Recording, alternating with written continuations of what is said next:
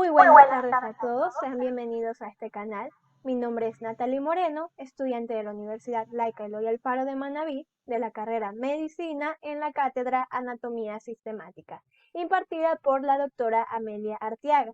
Y el día de hoy vamos a aprender sobre las arterias de cabeza y cuello de una forma muy divertida, creativa y sin ánimos de ofender, claro está.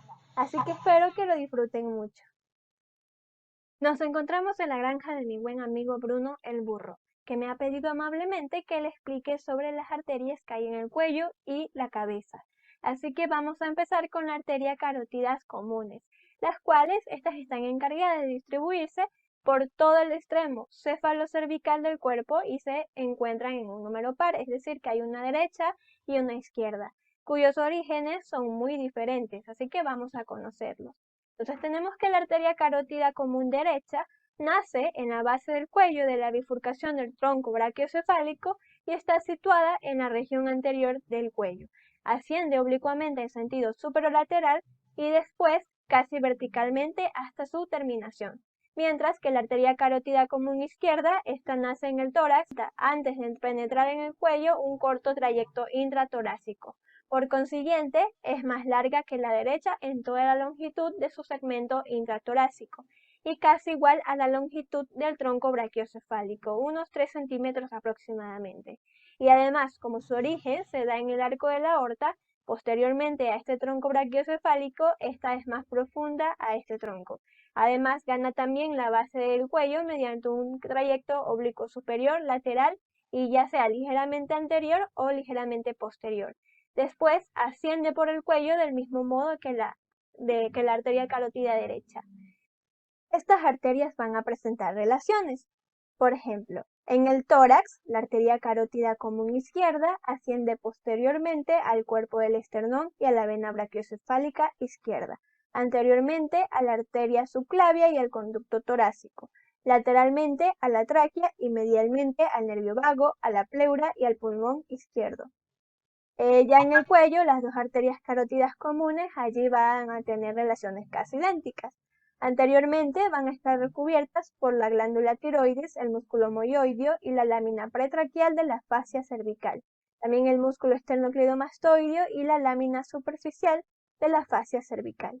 Posteriormente se van a relacionar con la fascia y los músculos prevertebrales. Medialmente van a seguir a la tráquea, la laringe, el esófago y la faringe. Además, van a estar en relación hasta lo que es la laringe con el nervio laringio recurrente y los nódulos linfáticos recurrentes. Lateralmente van a relacionarse con la vena yugular interna. Bueno, también tenemos que en una misma vaina, la vaina carotidia, que rodea a cada lado la arteria carótida común, también a la vena yugular interna y al nervio vago, que este está situado posteriormente a ambos vasos, que se dividen en una arteria carótida interna y arteria carótida externa. Esta bifurcación se produce normalmente 1 centímetro superiormente al borde superior del cartílago tiroides y puede incluso llegar a tener lugar a unos 4 centímetros superiormente o inferiormente a este punto. Bueno, vamos a tener también que a la altura de la bifurcación carotidia, al inicio de las dos ramas, en especial de la arteria carótida interna, el calibre arterial aumenta, formando así el seno carotidio, el cual es una dilatación fusiforme muy rica en terminaciones nerviosas del nervio vago, glosofaringio o también puede ser del tronco simpático. Es debido a ello que es considerada un verdadero órgano, barroreceptor sensible a las variaciones de presión arterial, es decir, que va a informar a los centros nerviosos una elevación o un descenso de la presión arterial, la cual estas variaciones también pueden estar acompañadas por cambios en el ritmo cardíaco. Bueno, también tenemos al cuerpo oglomocarotidio o también llamado corpúsculo retrocarotidio, el cual es una glándula de secreción interna de 4 a 5 milímetros de diámetro, situado posteriormente a la división carotidia. Este va a recibir terminaciones nerviosas también, pero sobre todo del nervio glosofaringio, por lo que va a ser considerado un quimioreceptor, es decir, que va a informar al sistema nervioso las variaciones químicas de la sangre y también puede determinar por vía refleja si hay modificaciones en el ritmo respiratorio. Arteria carótida externa. Esta arteria se extiende desde la bifurcación de la arteria carótida común hasta 4 o 5 centímetros superiormente al ángulo de la mandíbula, en donde se divide en sus ramas terminales, las cuales vamos a conocer más adelante. Por ahora sabemos que la arteria carótida externa al principio es anterior y medial a la arteria carótida interna. Después asciende entre 1 a 2 centímetros un poco lateralmente y cruza la cara anterior de la arteria carótida interna y por último se endereza y asciende hasta su terminación. Esta va a presentar relaciones en su porción cervical, va a estar relacionada anteriormente con el músculo esternocleidomastoideo y con la fascia cervical superficial que la recubre. También va a estar en relación con el nervio hipogloso y con el tronco venoso tirolingofacial. Posteriormente va a estar en relación con la arteria carótida interna y medialmente con la faringe. En la porción cefálica, esta se sitúa profundamente al vientre posterior de los músculos bigástricos y estiloioideos. Va a pasar entre el diafragma de los músculos estiloioideos, medialmente al músculo estiloioideo, lateral al ligamento estiloioideo, músculo estilogloso y ligamento estilomandibular, y va a penetrar profundamente en la parótida. Bueno, también vamos a tener que esta arteria carótida externa se va a encargar de irrigar a lo que es la cara como tal y a los tegumentos del cráneo. La arteria tiroidea superior nace de la cara anterior de la arteria carótida externa, muy cerca del origen de esta.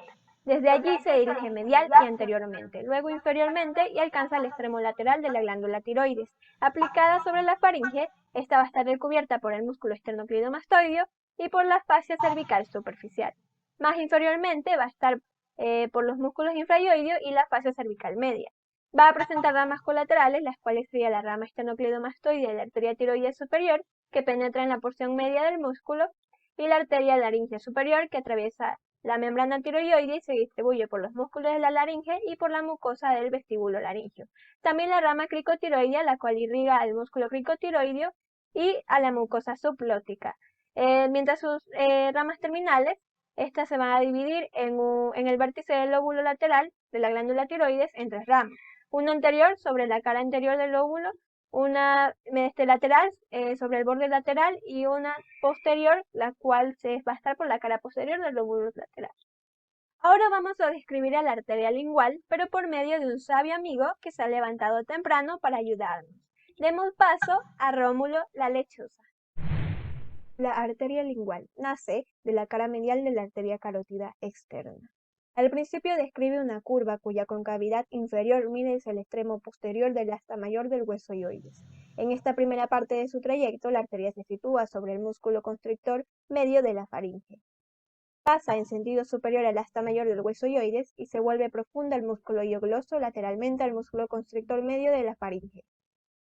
Después, la arteria lingual se dirige oblicuamente en sentido anterior, medial y superior, inferiormente al músculo longitudinal inferior y lateralmente al músculo geniogloso, y alcanza el borde anterior del músculo iogloso, donde se divide en sus 2 ramas terminales. Esta va a presentar ramas colaterales, las cuales van a ser la rama supraioidea, que sigue el borde superior del hueso ioides y se anastomosa con la del lado opuesto, la rama dorsal de la lengua o lingual dorsal, la cual se distribuye por el pilar anterior del velo de paladar, la epiglotis y la base de la lengua. Y las ramas terminales, que son 2, la arteria sublingual, que da 2 ramas para esta glándula y una rama para el frenillo de la lengua, la arteria del frenillo, y luego se divide en 2 ramas terminales, una mentoniana y una mandibular. Y la arteria profunda de la lengua o lingual profunda, que irriga los músculos y la mucosa de la lengua. La arteria faringe ascendente es la rama más pequeña y nace de la cara posterior de la arteria carótida externa. Asciende verticalmente sobre la pared lateral de la faringe y proporciona ramas a la pared faríngea y a los músculos prevertebrales. También va a dar ramas mediales para la faringe y suele distinguirse una rama faríngea posterior. También va a tener ramas posteriores o prevertebrales y la arteria meningea posterior, que esta penetra en el cráneo por el agujero yugular o por el conducto del hipogloso. El facial se origina en la cara anterior de la arteria carótida externa, 5 milímetros superiormente a la arteria lingual. Luego se dirige en sentido superior y anterior adosada a la pared faríngea. Pasa inferiormente al vientre posterior del músculo digástrico y al músculo estiloioideo y penetra en la celda submandibular. Rodea la glándula de medial a lateral dirigiéndose anteriormente y pasando superiormente a ella, describiendo así la curva faríngea o supraglandular. Luego se incurva sobre el borde inferior de la mandíbula y describe una segunda curva, la curva submandibular. cuya concavidad abraza el borde inferior de la mandíbula frente al ángulo anteroinferior del músculo macetero. Finalmente asciende por la cara describiendo una tercera curva, la curva facial, cuya concavidad se orienta posterior y superiormente. Se dirige hacia la comisura de los labios, luego se endereza para recorrer el surco nasolabial y termina en el ángulo interno del ojo, anastomosándose con la arteria dorsal de la nariz. En su trayecto por el rostro descansa sobre el músculo buccinador, el músculo elevador del ángulo de la boca, músculo elevador del labio superior, el ala de la nariz y la recubren el platysma, los músculos depresor del ángulo de la boca y cigomáticos.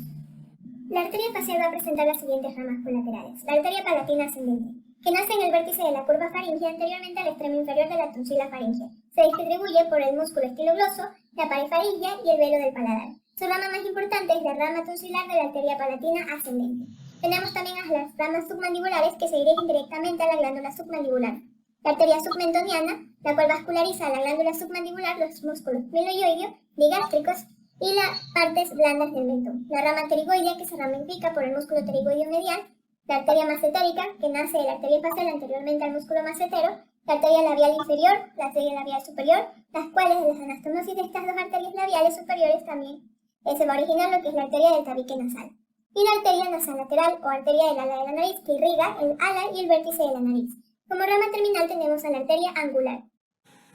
La arteria occipital nace de la cara posterior de la arteria carótida externa, a la altura de la arteria facial o incluso a la altura de la arteria lingual. La arteria occipital se dirige superior, posterior y un poco lateralmente. Cruza la cara anterior de la vena yugular interna y asciende. Una vez llega a la altura del atlas, pasa de anterior a posterior entre las apófisis transversas de esta vértebra y la eminencia yuxtamastoidea, donde suele labrar un surco. Luego se dirige en sentido medial y se desliza sobre el músculo occipital, profunda a los músculos longísimos de la cabeza y esplene.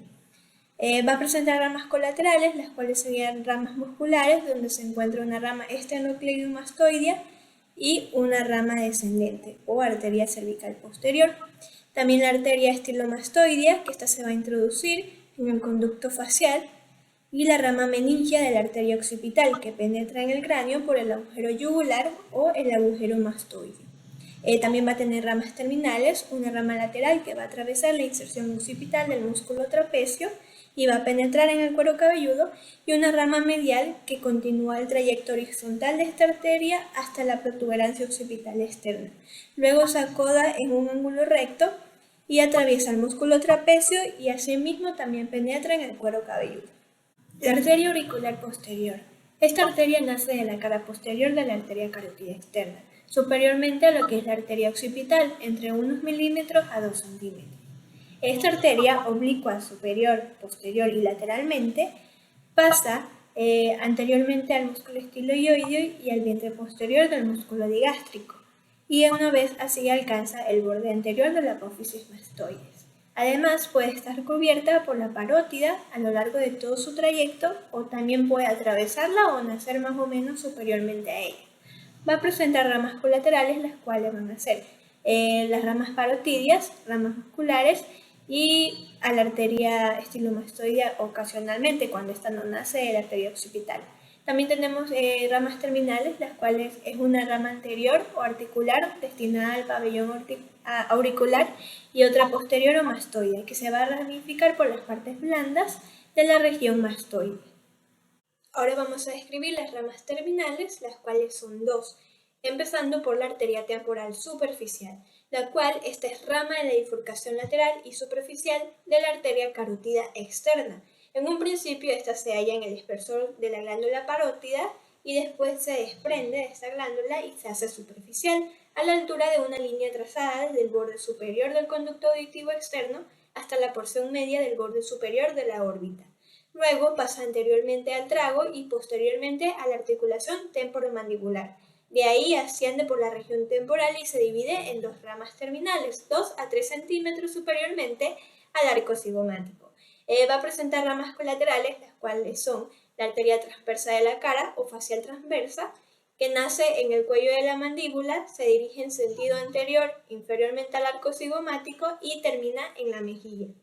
La arteria cigomático orbitaria, la cual nace en el arco cigomático y termina en la porción lateral del músculo orbicular del ojo, donde es anastomosa con la arteria palpebral superior.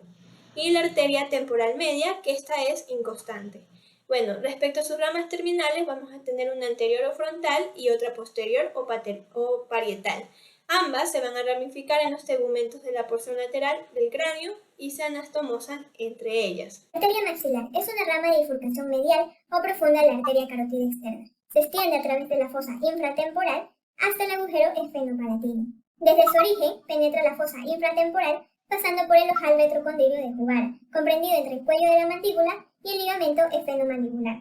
La arteria después se dirige seguidamente hacia el trasfondo de la fosa infratemporal y puede emplear dos vías diferentes con la misma frecuencia, ya sea alcanzar la cara lateral del músculo pterigoideo lateral atravesando oblicuamente de posterior a anterior y de medial a lateral el intersticio que separa los dos fascículos de este músculo, lo cual es la variedad profunda. O rodear el borde inferior del músculo pterigoideo lateral y discurrir por la cara lateral del músculo hasta el trasfondo, que es la variedad lateral. Luego alcanza el agujero esfenopalatino, en donde da su rama terminal, la arteria esfenopalatina. En lo que respecta a sus ramas colaterales, va a proporcionar 14 ramas colaterales, las cuales pueden dividirse en 4 grupos según si están ubicadas mediales al músculo pterigoideo lateral, si son inferiores al músculo cuando la arteria maxilar rodea su borde inferior, cuando se originan de la arteria maxilar laterales al músculo pterigoideo lateral o cuando tienen su origen en el trasfondo de la fosa infratemporal. El primer grupo comprende la arteria timpánica anterior, la cual penetra por la fisura petrotimpánica en la cavidad timpánica donde se ramifica. También tenemos a la arteria meningia media, la cual se distingue en dos ramas principales, una anterior o frontal que pasa por el ángulo efenoidal del hueso parietal y se dirige hacia la sutura sagital, y una rama posterior o parietal que se dirige superior y posteriormente y se ramifica por la escama del hueso temporal y la porción inferior del hueso parietal.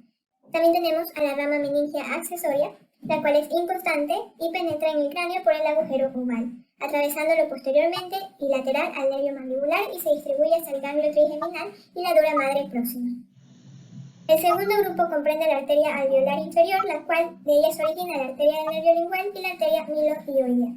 También proporciona ramas óseas y ramas dentales para todas las raíces de los dientes implantados superiormente al conducto mandibular, y en el extremo anterior del conducto mandibular se divide en dos ramas terminales, la rama mentoniana y la rama incisiva. También, como segunda, tenemos la arteria mesotérica, la cual se dirige lateralmente y atraviesa la escotadura mandibular y penetra en la porción posterior del músculo macetero. La arteria temporal profunda posterior, la cual se eleva sobre la cara lateral del músculo pterigoideo lateral y se ramifica por la parte posterior del músculo temporal, y las ramas pterigoides que se distribuyen por los dos músculos pterigoides. En el tercer grupo tenemos a la arteria bucal, la cual se dirige hacia el músculo buccinador y se ramifica por las partes blandas de la mejilla.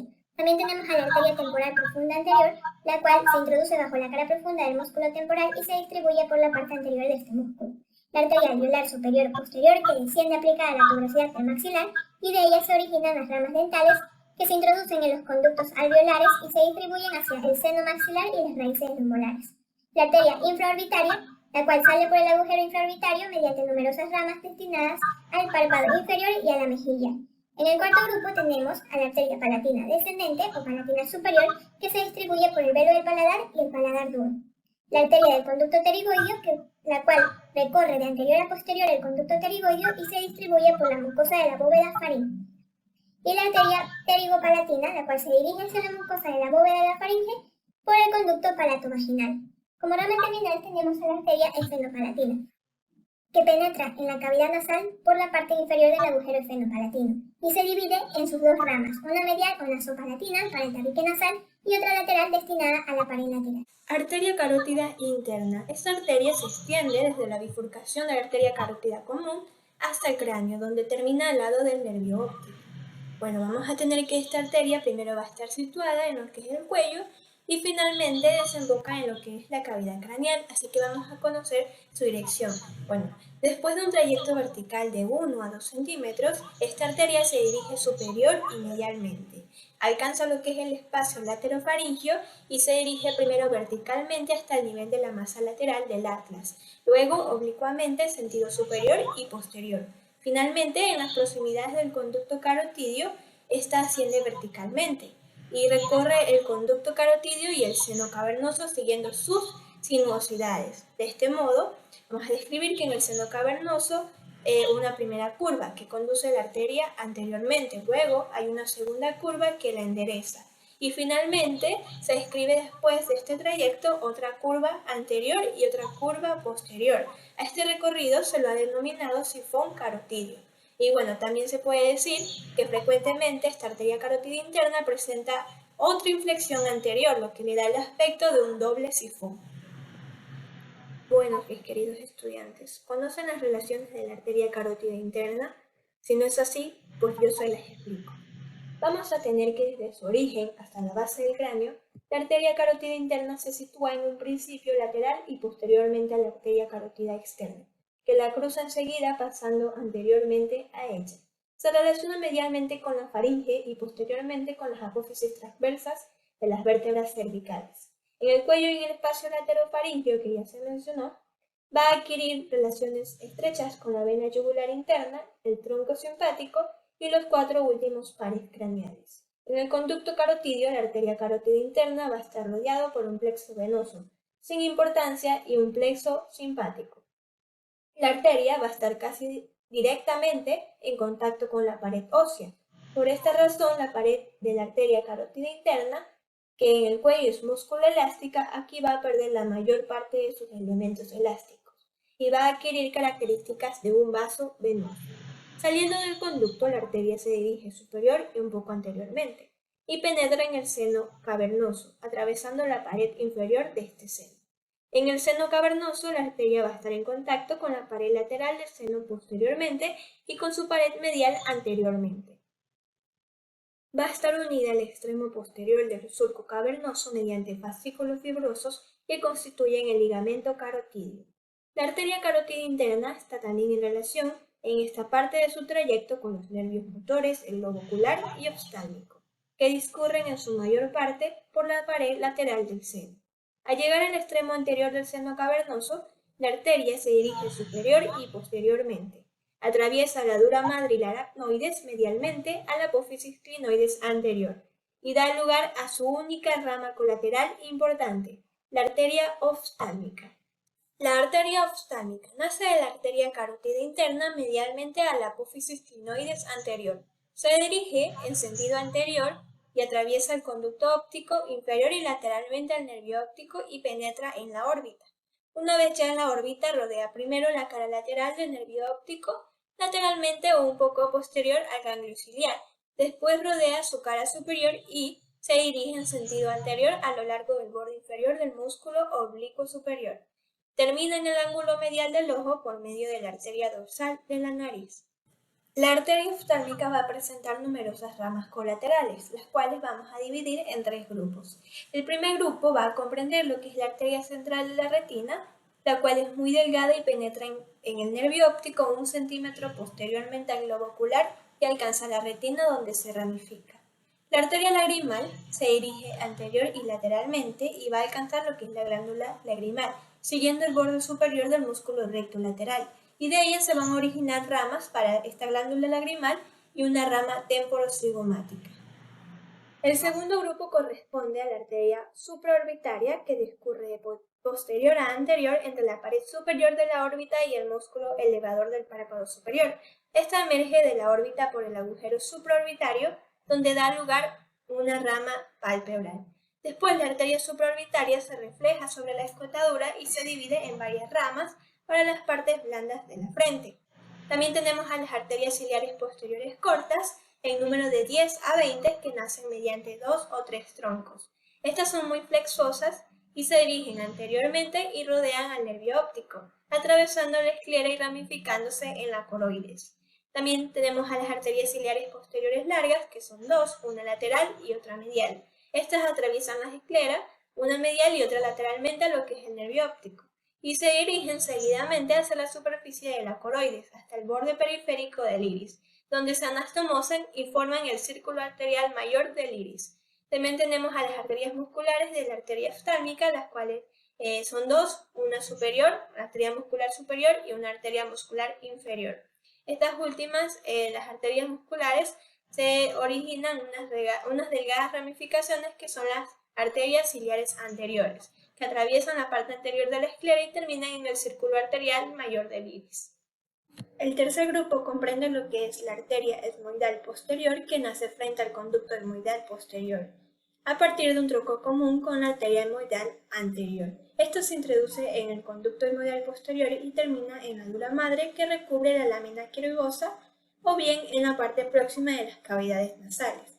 También tenemos a la arteria etmoidal anterior, que se origina de la arteria oftálmica a la altura del agujero etmoidal anterior y termina en las cavidades nasales, atravesando sucesivamente el conducto etmoidal anterior, el surco etmoidal y el agujero etmoidal anterior de la lámina cribosa. Las arterias palpebrales son dos, una superior y otra inferior. Estas nacen ya sea aisladamente o por medio de un tronco común, inferiormente a la tróclea del músculo oblicuo superior.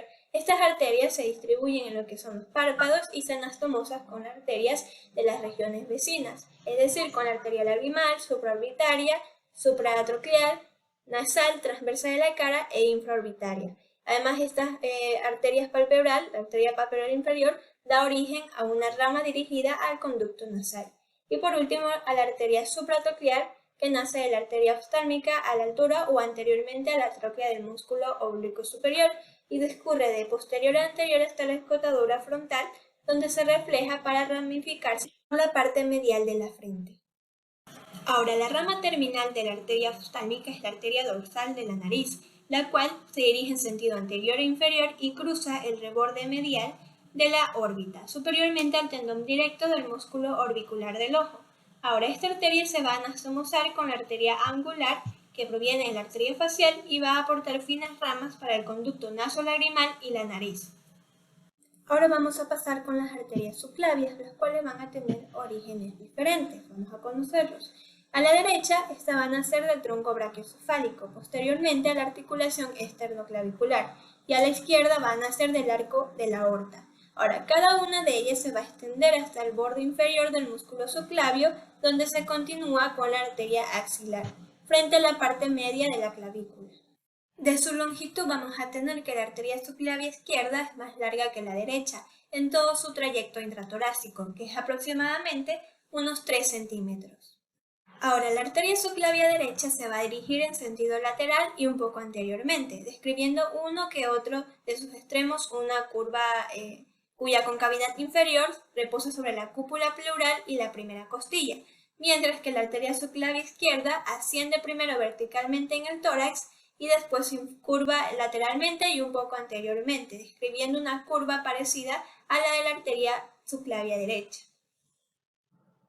Ahora, las arterias subclavias van a atravesar el espacio comprendido entre los músculos escaleno anterior y medio, lo que permite describir a las arterias subclavias en tres partes. Primero, la porción preescalénica o intraescalénica, en donde vamos a tener diferencias según si es derecha o izquierda. Entonces, la arteria subclavia derecha va a estar anteriormente relacionada con el nervio vago, el asa subclavia y el nervio frénico. La vena subclavia, el origen del tronco brachiocefálico y los músculos infraoideos, la clavícula y la articulación esternoclavicular. Posteriormente va a estar en relación con el nervio laringio recurrente, la membrana suprapleural y el ligamento vertebropleural, y con el ganglio cervical inferior del tronco simpático. Inferiormente descansa por medio de la fascia endotorácica sobre la cúpula pleural, que es retroarterial y se eleva unos 8 milímetros superiormente a la arteria. Mientras que la arteria subclavia izquierda, en su trayecto vertical intratorácico, va a ascender posteriormente a la arteria carótida común y el nervio vago izquierdo, anterior y lateralmente a los cuerpos de las dos primeras vértebras torácicas, lateralmente a la tráquea, el esófago, el nervio laringio recurrente izquierdo y el conducto torácico, y medialmente con lo que es la pleura. Ahora, al llegar a la base del cuello, la arteria subclavia izquierda adquiere con el confluente venoso de Pirogov casi las mismas relaciones que la arteria subclavia derecha, en su porción intraescalénica, aunque sus relaciones nerviosas difieren un poco. Por ejemplo, el nervio vago acoplado a la arteria común no entra en contacto con la arteria subclavia izquierda, y el nervio frénico y el asa subclavia la cruzan, y mientras que el conducto torácico pasa superiormente a ella. Ahora, en la porción interescalénica, las arterias subclavias van a descansar en el surco que la primera costilla presenta posteriormente al tubérculo del músculo escaleno anterior. mientras que el plexo braquial va a pasar posterior y superiormente a la arteria, separándola del músculo escaleno medio. La porción postescalénica o extraescalénica tenemos que desde los músculos escaleno hasta su terminación, las arterias subclavias se apoyan en la primera digitación del músculo serrato anterior. Van a estar recubiertas superiormente por la lámina pretraquial de la fascia cervical y anteriormente por la clavícula y el músculo subclavio. Ahora el plexo braquial se sitúa posteriormente a la arteria y en el punto en el que la arteria subclavia se continúa como arteria axilar, el tronco arterial se encuentra en el espacio que separa la clavícula de la primer costilla. La arteria vertebral nace de la cara superior de la arteria subclavia, cerca del origen de este tronco y se extiende hasta la cavidad craneal. Al principio asciende en sentido casi vertical o ligeramente posterior entre los músculos escalenos y prevertebrales, anteriormente al ganglio cérvico-torácico y a la apófisis transversa de la séptima vértebra cervical, y posteriormente a la vena vertebral y a la arteria carótida común. Luego entra junto con el nervio vertebral en el agujero transverso de la sexta vértebra cervical. Atraviesa de inferior a superior los agujeros transversos de las 6 primeras vértebras cervicales y pasa en el intervalo de las apófisis transversas entre los músculos intertransversos anteriores y posteriores. En este trayecto, hasta el axis, la arteria se sitúa medialmente a la vena vertebral y cruza la cara anterior de los nervios cervicales. Sale del agujero transverso del axis, asciende hacia el del atlas más lateral, describiendo una curva vertical cóncava anteriormente. Desde el agujero transverso del atlas hasta el agujero magno describe una segunda curva horizontal cuya concavidad anterior rodea el extremo posterior de la masa lateral. Después atraviesa la membrana atlanto-occipital posterior inferiormente al primer nervio cervical y se dirige en sentido anterior y un poco superior y medial, inferiormente a la dura madre, a la cual atraviesa inmediatamente en sentido anterior al ligamento dentado e inferior a la digitación superior de este ligamento. Asciende muy oblicuamente en sentido superior y medial y penetra en la cavidad craneal por el agujero magno, pasando anteriormente a la primera digitación del ligamento dentado e inferiormente al nervio hipogloso. Superiormente al agujero magno, la arteria vertebral se inclina superior, anterior y medialmente. Rodea la cara lateral de la médula oblonga y se reúne con la arteria vertebral del lado opuesto, en la línea media frente al surco bulbopontino. De la unión de estas dos arterias vertebrales se origina la arteria basilar, la cual asciende por la línea media entre el clivus del hueso occipital y el puente. Ahora, la arteria vertebral va a presentar ramas colaterales destinadas sobre todo a la irrigación de la médula espinal y el rombencéfalo.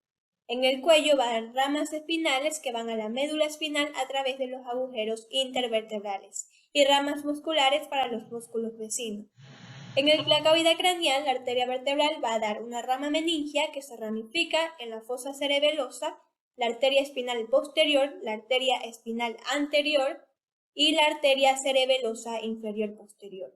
En el tronco basilar da ramas pontinas de la arteria basilar, las arterias laberínticas, las arterias cerebelosas inferiores anteriores, arterias cerebelosas superiores y las dos ramas terminales, que son las arterias cerebrales posteriores. La arteria torácica interna nace de la cara inferior de la arteria subclavia, un poco lateralmente a la arteria vertebral. Luego se dirige en sentido inferior y un poco medial, aplicada a la vertiente anterior de la cúpula pleural, posteriormente a la vena subclavia y el extremo external de la clavícula, y penetra en el tórax. Desciende posteriormente al plastrón esternocostal hasta el sexto espacio intercostal y luego se divide en sus ramas terminales. Ahora, en este trayecto intratorácico la arteria cruza superiormente primero el nervio frénico, que pasa anterior y luego medialmente a la arteria, y después la cara posterior de los 6 primeros cartílagos costales a una distancia del borde lateral del esternón que varía entre 1 a 2 centímetros. Esta distancia suele crecer de superior a inferior, es de cerca de 1 centímetro a la altura del primer cartílago costal, de 13 milímetros frente al tercero y de 20 milímetros posteriormente al sexto. Posteriormente, la arteria torácica interna se relaciona con lo que es la pleura, de la que está separada a partir de la tercera costilla por el músculo transverso del tórax. Las ramas colaterales de la arteria torácica interna se van a dividir en una rama posterior que se dirige al timo, pericardio y al diafragma, a una rama anterior o perforante que atraviesan los espacios intercostales y van al músculo pectoral mayor y a la glándula mamaria, ramas mediales que se ramifican por la cara posterior del esternón, ramas laterales o intercostales anteriores, que son 2 por cada espacio intercostal, y bueno, ya pasando a lo que son las ramas terminales, vamos a tener que se van a dividir a la altura del sexto espacio intercostal en 2 ramas. La arteria musculofrénica, que desciende oblicuamente a lo largo y superiormente a las inserciones costales del diafragma, y la arteria epigástrica superior, que continúa el trayecto de la arteria torácica interna, pasa entre las porciones external y costal del diafragma y penetra en la vaina del músculo recto del abdomen.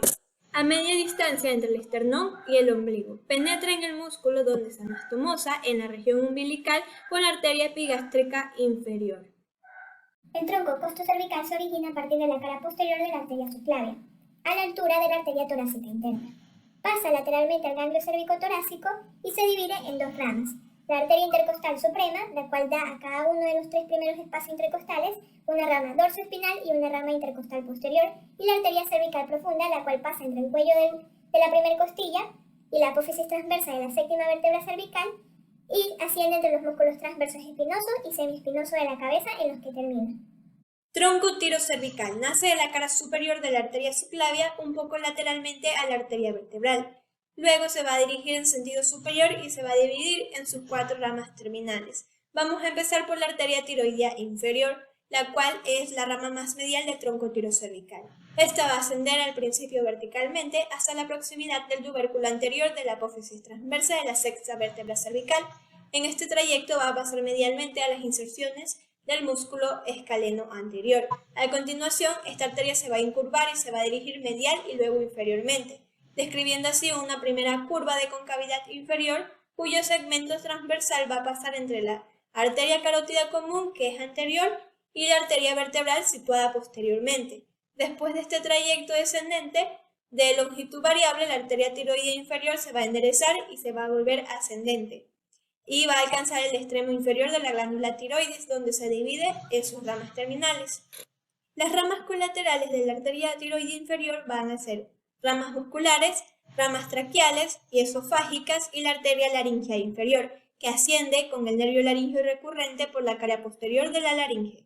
Ahora, las ramas terminales, estas se van a dividir en el extremo inferior de la glándula tiroides en 3 ramas, una inferior, posterior y profunda. La rama inferior sigue el borde inferior de la glándula y se anastomosa con la del lado opuesto. La rama posterior asciende por la cara posterior de la glándula tiroides y se anastomosa con la rama posterior de la arteria tiroidea superior. Y la rama medial o profunda, esta se insinúa entre la tráquea y la glándula tiroides y se ramifica por la cara medial de la glándula. Seguimos con la arteria cervical ascendente, la cual va a dar ramas musculares y ramas espinales que penetran en el conducto vertebral por los agujeros intervertebrales. Vamos a tener también la arteria transversa del cuello, cervical transversa, la cual se va a dirigir transversalmente en sentido lateral, pasa anteriormente a los músculos escalenos, anterior o posteriormente al músculo omoioideo y se introduce profundamente en el músculo trapecio, en el que termina. Ahora, la arteria supraescapular, vamos a tener que desde su origen, esta arteria se va a dirigir en sentido anterior y lateral hasta la clavícula, pasando anteriormente al músculo escaleno anterior. La arteria se va a situar inmediatamente anterior al plexo braquial y posterior al músculo omoioideo, la clavícula y el músculo subclavio, alcanzando así el borde superior de la escápula. Pasa inferiormente al ligamento transverso superior de la escápula y se hunde en la fosa supraespinosa profunda al músculo supraespinoso. Rodea después el borde lateral de la espina de la escápula, pasando inferior al ligamento transverso inferior de la escápula y penetra finalmente en la fosa infraespinosa.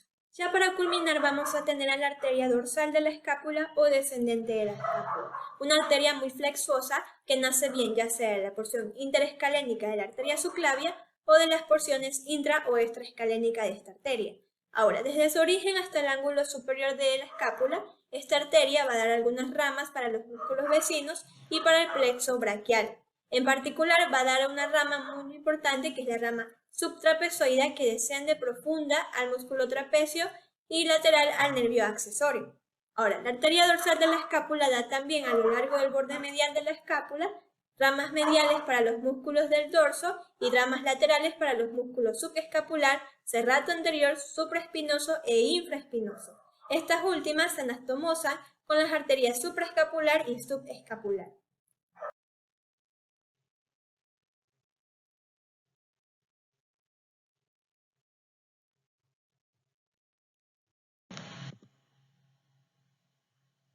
Muy buenas tardes a todos, sean bienvenidos.